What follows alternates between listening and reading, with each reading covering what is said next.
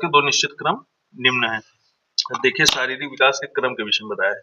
तो जैसे बार बार इन्होंने बताया है कि सिर से पैर की ओर, तो इसको जो शब्द है ये बोला जाता है सिरः पदाभिमुख, मतलब सिर से पद की ओर, अभिमुख पैर की ओर चलना, दिशा का सिद्धांत।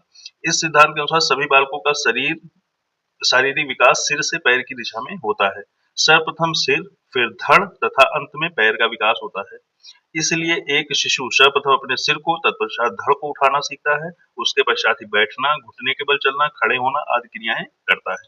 तो सिर पदाभिमुख का सिद्धांत यही है। इससे भी क्वेश्चन पूछा गया है कि सिर पदाभिमुख सिद्धांत का तात्पर्य क्या है। तो इसमें बच्चे सिर से पैर की ओर स्टेबल होते हैं, उनका विकास सिर से पैर की ओर चलता है। फिर है निकट दूर क्रम सिद्धांत। निकट दूर से इस क्रम के अनुसार विकास का क्रम केंद्र से प्रारंभ होता है और बाहरी विकास होते हुए संपूर्ण विकास होता है। इसको भी हम एग्जाम्पल एक वृक्ष से ले लेते हैं। वृक्ष और इंसान के विकास प्रक्रिया में बहुत अंतर नहीं है।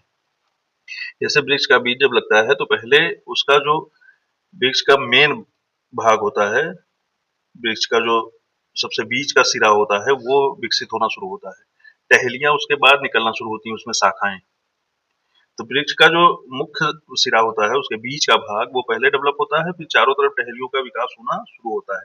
तो निकट से दूर की ओर यही कहने का मतलब है। बच्चे में क्या होता है, सर्वप्रथम रीढ़ की हड्डी का विकास होता है, उसके पश्चात उसकी भुजाओं, हाथ की उंगलियों, तत्पश्चात संयुक्त विकास होता है। मतलब पहले बीच का भाग डेवलप होगा, फिर धीरे धीरे वो बाहर की ओर ग्रोथ करेगा। तो निकट से दूर का क्रम सिद्धांत यही बताता है।